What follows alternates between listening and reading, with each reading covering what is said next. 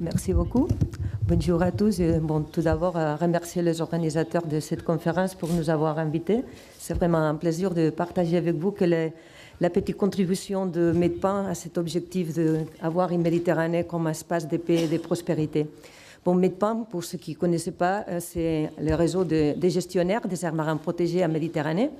Et notre objectif, c'est justement d'aider ces gestionnaires à mieux faire pour avoir un bon résultat et une efficacité dans la gestion des aires marines protégées, c'est-à-dire pour la conservation de la biodiversité marine dans notre bassin. Donc, je vous raconterai un petit peu comment c'est créé, parce que je pense que c'est un élément important pour comprendre après pourquoi on a certains niveaux de résultats. MEDPAN existe de manière informelle, existe depuis 1990 comme un projet d'échange qui était promu par les parcs nationaux des Port-Cros, l'UICN, avec le soutien de la Banque mondiale. Après, ça s'est arrêté, mais grâce au financement européen, dans un projet Interreg qui était mené et coordonné par le WWF en France, on a recommencé. Mais à la fin de cette expérience de projet, qui malheureusement avait seulement une très courte durée, les gestionnaires, ils ont décidé qu'ils avaient besoin d'un outil qui les aidait à continuer ce niveau d'échange et de travail en commun. Et c'est comme ça, avec cette approche bottom-up, qu'on a créé l'association MEDPAN en 2008. Et nous avons commencé à travailler en 2009. Donc je pense que c'est important là de dire que c'était aussi grâce à un bon soutien de nos bailleurs de fonds, dont le ministère de l'écologie de la France, qui après s'est passé ce soutien à travers de l'Agence française des aires marines protégées, mais aussi les fonds français pour l'environnement mondial, une contribution très importante, la Fondation MAVA, ou la Fondation de Prince Albert II de Monaco, aussi que les collectivités territoriales françaises. Le premier enjeu qu'il a fallu considérer, c'était de trouver la niche pour MEDPAN. Parce que vraiment, il y a un nombre assez grand d'acteurs qui travaillent sur le domaine de l'environnement en Méditerranée. Il ne s'agissait pas de chevaucher des activités, il s'agissait non plus de faire la concurrence. Ça, pour nous, c'est très important d'éviter de faire la concurrence. C'est plutôt une approche collaboratif, celle que nous avons essayé de promouvoir. Donc nous avons commencé pour faire une analyse de ce qui existait, des activités qui étaient déjà en train de se développer, des acteurs, et on a trouvé vraiment quel était notre objectif bien ciblé, d'aider à une meilleure gestion des aires marines protégées. Mais pour faire cette meilleure gestion, on a décidé que la manière d'agir, c'était à travers une bonne coordination entre les différents acteurs et qui étaient en lien avec cet objectif.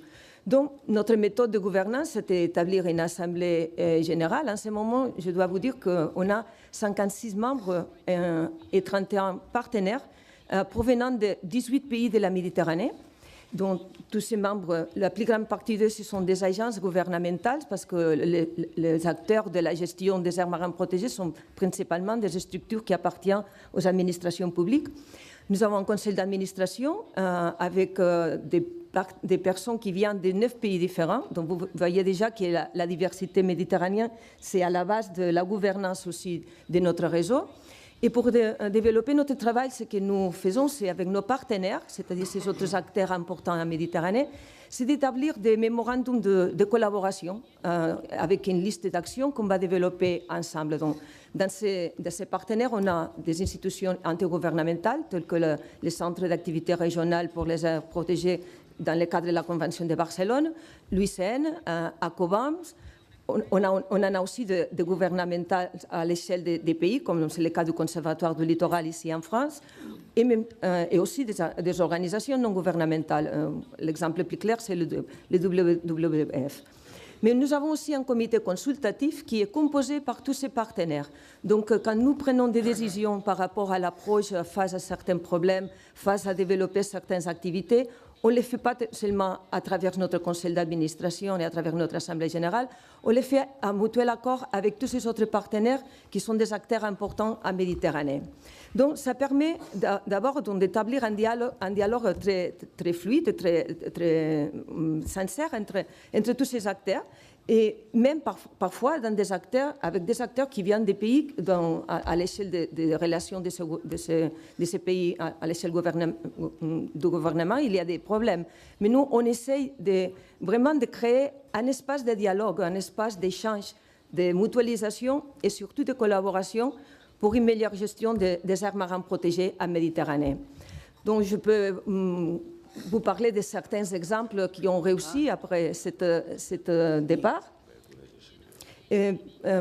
Par exemple, la stratégie de MEDPAN, que c'est le cadre de notre actions, s'est développée toujours avec cette approche collaborative, mais même les statuts des aires marines protégées en Méditerranée, toute cette étude a été faite aussi d'une manière collaborative. La feuille de route pour les aires marines protégées en 2020, c'est un document qui est basé sur les objectifs internationaux qui existent aujourd'hui par rapport aux aires marines protégées, dont la Convention de diversité biologique, la Convention de Barcelone. On a pris tous ces objectifs, aussi que les directives européennes pour la partie européenne de la Méditerranée, et on a identifié quelles étaient les actions qu'on pourrait faire. Ce sont des actions qui ont été déjà approuvées par les États. On ne demande rien de nouveau, mais on essaie, comme société civile, d'aider le gouvernement vraiment à implémenter, à mettre en œuvre ces actions qu'ils avaient déjà accordées dans le cadre de ces conventions. Donc, on a développé cette feuille de route avec des actions à l'échelle locale, nationale et internationale. Je finis tout de suite.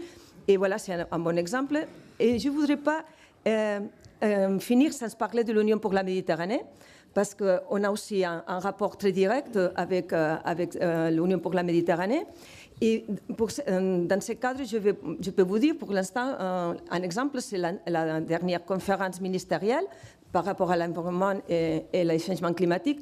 On a fait une petite contribution en travaillant avec les secrétariats, participant à la réunion des stakeholders AMA pour apporter des contenus techniques, des contenus par rapport à ces conventions qui devaient, à notre avis, être prise en considération par l'Union pour la Méditerranée.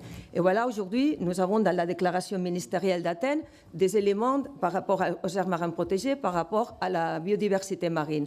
Je pense que ce sont des exemples très bons. Et pour finir seulement, vous savez que pour agir, on a besoin de budget. Et nous, on travaille aussi pour essayer de promouvoir les bailleurs de fonds et le financement de toutes ces actions.